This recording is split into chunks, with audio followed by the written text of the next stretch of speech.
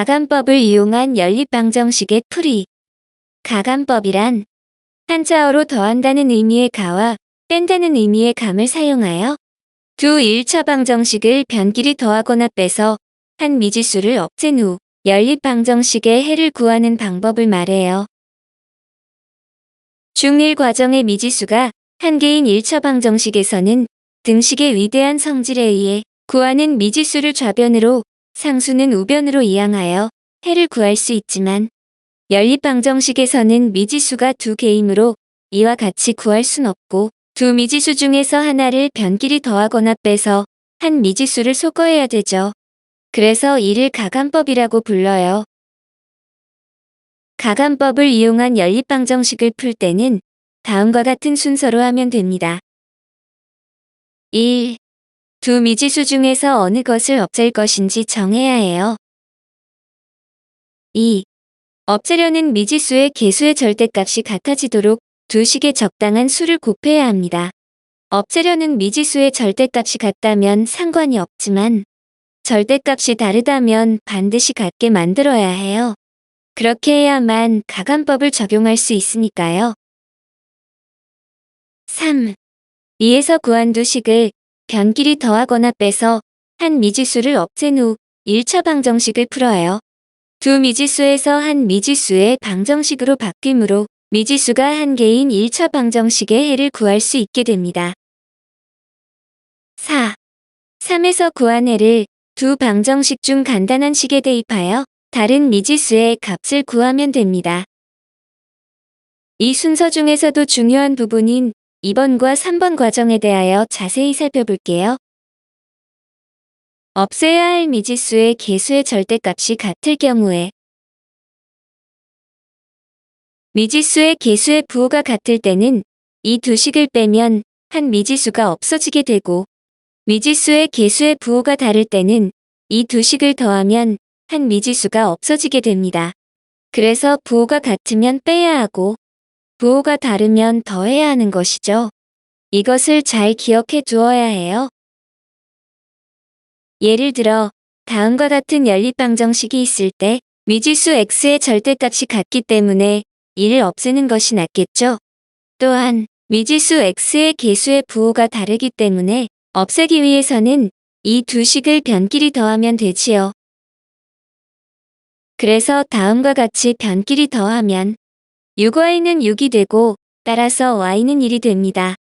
방금 구한 y의 값을 미지수 x를 구하기 쉬운 첫 번째 식에 대입하면 x 더하기 4는 5가 되므로 x는 1이 되고 따라서 연립방정식의 해는 x는 1이고 y는 1이 됩니다. 이 경우에는 절대값이 같고 부호가 다를 때이므로 두 식을 더하면 한 미지수가 없어져요.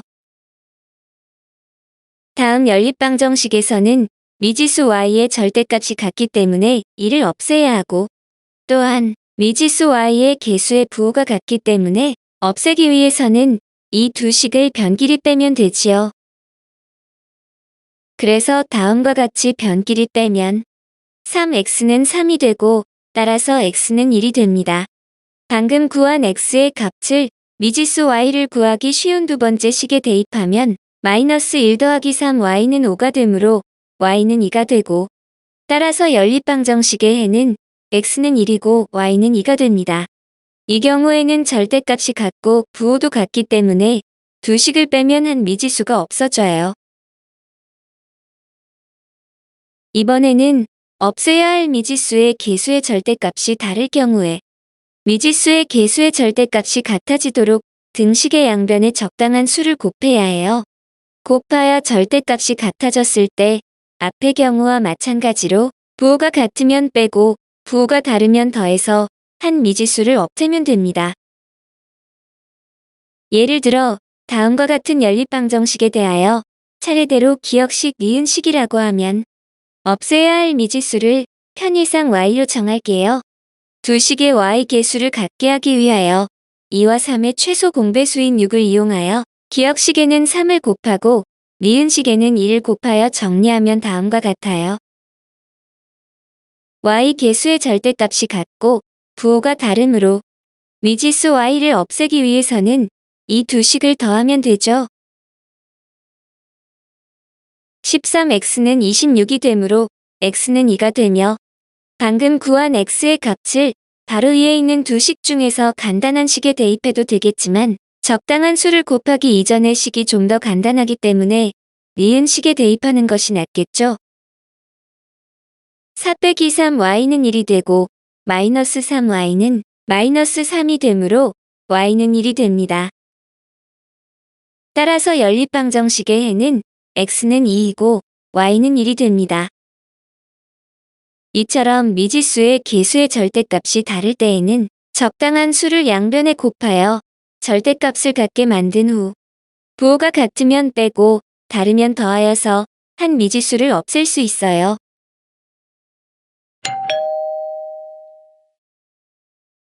대입법을 이용한 연립방정식의 풀이. 대입법이란 글자 뜻 그대로 대입하여서 한 미지수를 없애는 것으로 연립방정식의 한 방정식을 하나의 미지수에 대하여 정리를 하고 이를 다른 방정식에 대입하여 연립방정식의 해를 구하는 방법을 말해요.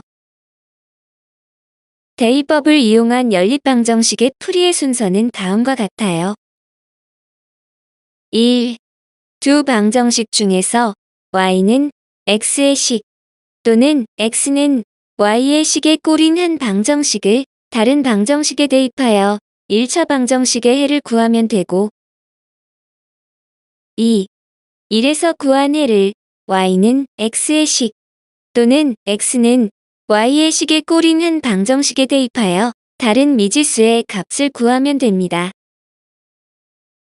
예를 들어 다음과 같은 연립방정식이 있을 때 첫 번째 1차 방정식에서 y는 x의 식으로 되어 있기 때문에 이 식을 두 번째 1차 방정식에 대입하여 풀면 됩니다. 식을 대입할 때에는 반드시 괄호를 사용해야 한다는 것에 주의해야겠죠.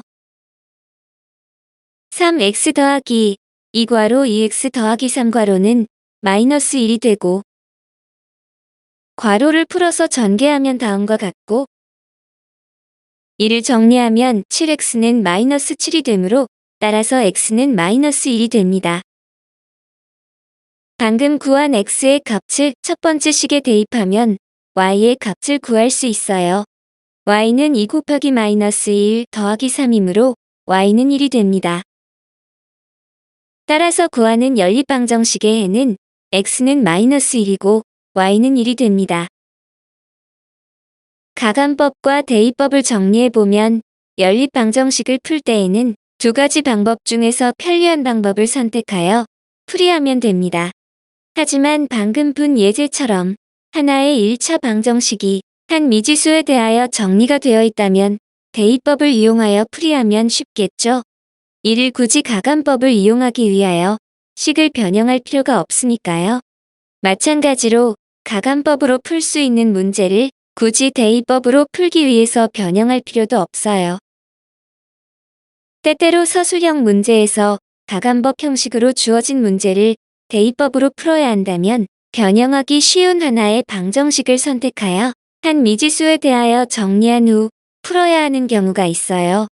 여기에 대해서는 개념 강의 후 예제를 풀 때 다시 설명하도록 하겠습니다. 참고로 가감법을 정리한 연립방정식의 간편 공식에 대한 꿀팁을 소개할게요. 일반적으로 연립방정식은 주어진 조건식에 대하여 많은 미지수를 하나씩 없애면서 결국 하나의 미지수로 된 방정식으로 만들어서 풀 수 있게 하는 아주 중요한 수학적 도구입니다.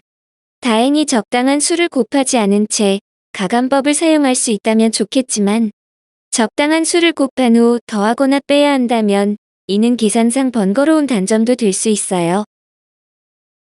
그래서 지금 설명할 간편 공식은 이러한 번거로움을 없애기 위하여 알아두면 좋을 거예요. 물론 기본적인 가감법을 숙달이 된 상태에서 추가적으로 사용할 수 있어야 되지만 반대로 간편 공식만 적용시켜 알고 가감법의 기본 방식을 모른다면 주객이 전도된 것이므로 그러면 안 되겠죠? 이때 적당한 수를 곱하지 않고도 가감법을 적용시킬 수 있다면 굳이 간편 공식을 적용시키지 말고 바로 가감법으로 풀면 됩니다. 간편 공식이 나오게 되는 과정에 대하여 알아보면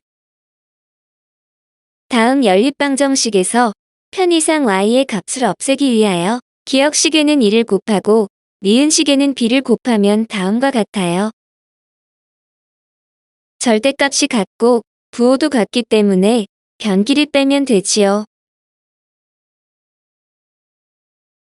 x의 개수가 0이 아니라면 양변을 나눌 수 있으므로 따라서 x는 a2 빼기 b d분의 c 빼기 bf가 됩니다. 물론 이 공식을 외워야 한다면 꿀팁이 아니겠죠? 방금 구한 x의 값을 간단한 도식으로 표현해 볼게요. 주어진 연립방정식에서 x의 값은 빨간색의 v자의 순서대로 초록색의 문자끼리 곱해서 a2와 ec를 순서대로 분모와 분자에 적고 검은색의 역 v자의 순서대로 노란색의 문자끼리 곱해서 d, b와 bf를 순서대로 분모와 분자에 적은 후 이들을 뺄셈으로 연결시키면 간편 공식이 됩니다. 즉, 빨간색의 v자를 분수의 왼편에 검은색의 역 v자를 분수의 오른편에 위치시키고 화살표의 방향으로 적은 후 이들을 각각 빼면 됩니다. 그래서 v자와 역 v자를 기억하면 되겠죠? 몇 번 연습을 하다 보면 엄청 효율적이라는 것을 느낄 수 있을 거예요. 이와 같은 방법으로 연립방정식의 x의 값을 구할 수 있고 이렇게 구한 x의 값을 간단한 식에 대입하면 y의 값도 구할 수 있겠죠. 특히 고학년으로 갈수록 풀이하는 과정에는 기본적인 연립방정식이 포함될 수 있는데 이 중에서 한 미지수의 값만 알아도 문제를 해결할 수 있다면 간편 공식이 유용하게 사용이 될 거예요. 그런데 x의 값이 아니라 y의 값을 알아야 한다면 이러한 상황에서는 x의 항과 y의 항의 순서를 바꾸면 간편히 해결됩니다. 미지수 x와 y를 바꾸는 것이 아니라 개수를 포함한 항 전체를 바꾸어야 해요. 이 연립방정식의 y의 값을 구하기 위하여 다음과 같이 두 미지수의 항의 자리를 바꾸고 x의 값을 구한 방식대로 하면 됩니다. 따라서 y의 값은 빨간색의 v자의 순서대로 초록색의 문자끼리 곱해서 d, b와 dc를 순서대로 분모와 분자에 적고 검은색의 역 v자의 순서대로 노란색의 문자끼리 곱해서 이 a와 af를 순서대로 분모와 분자에 적은 후 이들을 뺄셈으로 연결시키면 됩니다. 두 미지수의 항의 자리를 바꾼 후 v와 역 v의 관계를 이용하므로 y의 값을 구하는 과정도 어렵지 않죠. 예를 들어 다음 연립방정식을 간편 공식으로 풀어볼까요? x의 값은 빨간색의 v자의 순서대로 3 곱하기 마이너스 3과 마이너스 3 곱하기 8을 분모와 분자의 순서대로 적은 후 분모와 분자에 각각 뺄셈을 적고 노란색의 역 v자의 순서대로 2 곱하기 2와 2 곱하기 2를 분모와 분자의 순서대로 적으면 됩니다. 이를 간단히 하면 마이너스 13분의 마이너스 26이 되므로 따라서 x의 값은 2가 되고 방금 구한 x의 값을 간단한 두 번째 식에 대입하면 4 빼기 3y는 1이 되므로 따라서 y는 1이 됩니다. 그런데 만약 미지수 y의 값만 필요하다면 두 미지수의 항의 위치를 다음과 같이 바꾸고 따라서 y의 값은 빨간색의 v자의 순서대로 2 곱하기 2와 2 곱하기 8을 분모와 분자의 순서대로 적은 후 분모와 분자에 각각 뺄셈을 적고 노란색의 역 v자의 순서대로 마이너스 3 곱하기 3과 3 곱하기 2를 분모와 분자의 순서대로 적으면 됩니다. 이를 간단히 하면 13분의 13이 되므로 따라서 y의 값은 1이 됩니다. 이와 같이 간편 공식을 적용시켜 보니 기존의 가감법보다 풀이 과정이 훨씬 간단해졌죠? 숙달될 수 있도록 연습하여 둔다면 연립방정식의 번거로움이 해소될 겁니다. 하지만 다시 한번 강조하는 부분은 반드시 가감법이 익숙해져서 기본적인 접근 방법으로 풀 수 있어야 이와 같은 꿀팁이 의미가 있다는 것을 명심해야 합니다.